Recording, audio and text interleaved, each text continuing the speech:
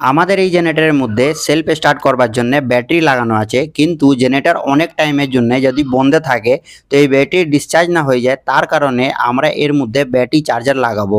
তো পুরো কানেকশন করব, এক একটা জিনিস আপনাকে দেখাবো এই ভিডিওর মধ্যে। তো যদি আপনি এই ভিডিও দেখে নিচ্ছেন তাহলে আপনি ব্যাটারি চার্জার ফিটিং করা শিখে যাবেন। তো দেখতে থাকুন আমার এই ভিডিও প্রথম থেকে লাস্ট পর্যন্ত। আমার নাম ইনতে আর আপনারা দেখছেন মেটাল বাংলা। আসুন বন্ধুরা আজকে ভিডিও শুরু করা যায়। তো দেখুন বন্ধুরা, আমাদের হচ্ছে এইটা ব্যাটারি চার্জার। এর মধ্যে দেখবার জন্য কিছু নেই, খালি চারদিক দিয়ে এটা প্যাকিং করা আছে, বাকি এই নিচের দিকে কাটিং করা আছে এর হিট বাইরে বেরোবার জন্য। আর এর মধ্যে কানেকশন করবার জন্য টার্মিনাল দেওয়া আছে। তো পার্টিকুলার লাগাবার জন্য এর কোনো জায়গা নেই, তো লাগাবার জন্য কোনো ছেঁদাও নেই। তো আমরা ড্রিল মেশিন দিয়ে ড্রিল করে আর এখানে ফিটিং করে দেবো। তো চলুন তাড়াতাড়ি করে আপনাকে দেখতে দিই। তো দেখুন আমরা এখানে ড্রিল করে আর নাট বল্টু স্ক্রু দিয়ে টাইট করে একদম পুরো টাইট করে দিয়েছি। তাতে কি হবে, যখন আমাদের জেনারেটর চলবে তো কোনো রকমের এদিক ওদিক এটা গোড়াগড়ি খাবে না, আর এক জায়গায় পড়ে থাকবে। এবার আমরা এর মধ্যে কানেকশন করব। তো এইখানে লাইন আর নিউট্রাল লেখা আছে, আর কি এল আর এন লেখা আছে। তো এইখানে আমাদের 220 ভোল্টেজ কানেক্ট করতে হবে পাওয়ার সাপ্লাই। ওই পাওয়ার সাপ্লাই ওইখান থেকে নেবেন, যেইখানে লাইন চলে গেলে আর জেনারেটর অন হলে যেন ওইখানে পাওয়ার সাপ্লাই জেনারেটরে না যায়। তো আপনাকে পাওয়ার সাপ্লাই নিতে হবে, যে মেন পাওয়ার সাপ্লাই হয় 220 ভোল্টেজ, ওইখান থেকেই আপনাকে 220 ভোল্টেজ পাওয়ার সাপ্লাই এখানে দিতে হবে। তো আমরা ওইদিকে যেখান থেকে নিয়েছি ওইখানে একটা এমসিবি লেগে দিয়েছি।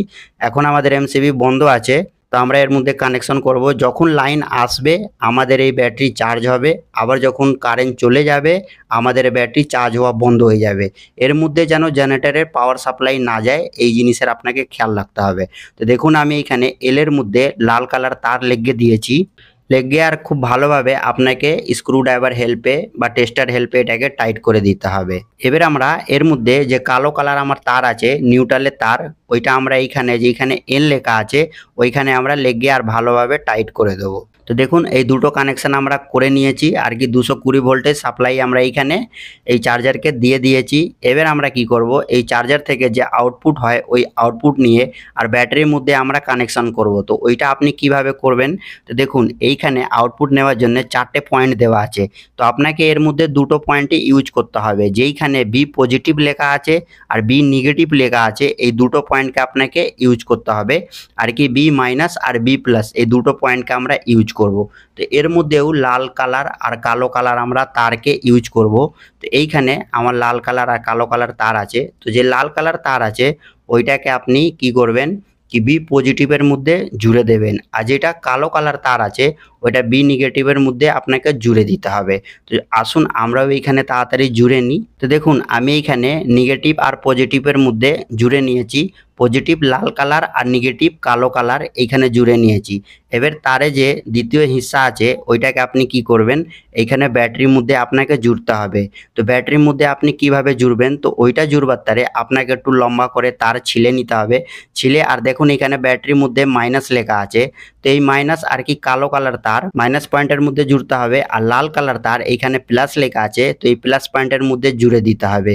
জুড়বার জন্য এই যে ব্যাটারি কানেক্টর লাগানো আছে ওইটাকে আপনি খুলে নেবেন, আর খুলে ভালো করে ওর মধ্যে ঘুরিয়ে আর টাইট করে আপনাকে জুড়তে হবে। আসুন আমি আপনাকে দেখে দিই। তো আমরা এটা যে কানেক্টর লাগানো আছে এটাকে খুলে নেব, খুলে আর এইভাবে তারকে ঘুরিয়ে ঘুরিয়ে টাইট করে নেবেন। যে কানেক্টরে বোল্ট আছে ওই বোল্টের মধ্যে ঘুরিয়ে একদম ভালোভাবে টাইট করে নেবেন, একটুও যেন লুজ কানেকশন না হয়।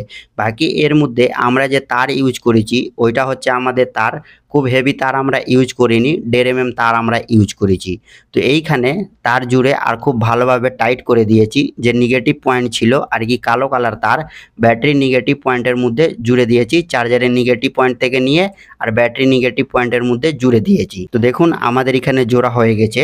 এবার আমরা কি করব, যে আমাদের চার্জারের মধ্যে পজিটিভ পয়েন্টের মধ্যে লাল কালার তার জোড়া হয়েছিল, তো ব্যাটারি পজিটিভ পয়েন্টের মধ্যে এনে আবার ওইটাকে জুড়ে দেবো। তো আমরা এখানে খুলে আর খুব ভালোভাবে ঘুরিয়ে টাইট করে দিয়েছি, যেইভাবে আপনাকে দেখালাম।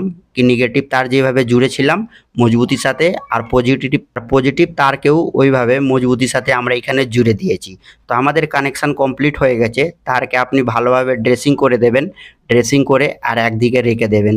এর উপরে ব্যাটারির উপরে যে সেফটি লাগানো ছিল আর কি রাবার লাগানো ছিল এই কানেক্টরকে, এটা লেগে দেবেন যেন কোনো রকমের এর উপরে ক্যাচরা না পড়ে। তো আমরা এখানে সব কিছু লেগে দিয়েছি, তার ড্রেসিং করে দিয়েছি। এবার আমরা কি করব, এর মধ্যে যে 220 ভোল্টেজ পাওয়ার সাপ্লাই দিয়েছিলাম ওই পাওয়ার সাপ্লাইকে অন করব, আর অন করে আপনাকে দেখাবো। তো দেখুন আমি এখানে পাওয়ার সাপ্লাই অন করে দিয়েছি আর আমাদের চার্জারের মধ্যে এইখানে লাইট জ্বলছে।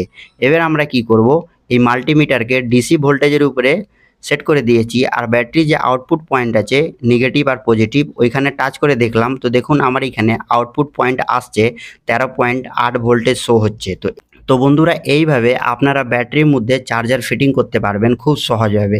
আশা করব আমার এই ভিডিও আপনাদের খুব ভালো লাগলো। তাহলে ভিডিও লাইক করুন, নিজের বন্ধু বান্ধবকে শেয়ার করুন। আমার চ্যানেলে যদি আপনি নতুন থাকেন চ্যানেল সাবস্ক্রাইব করে বেল নোটিফিকেশন অল প্রেস করুন। এই ভিডিও সম্পর্কে যদি কোনো ডাউট থাকে আপনি আমাকে কমেন্ট করে জিজ্ঞেস করতে পারবেন।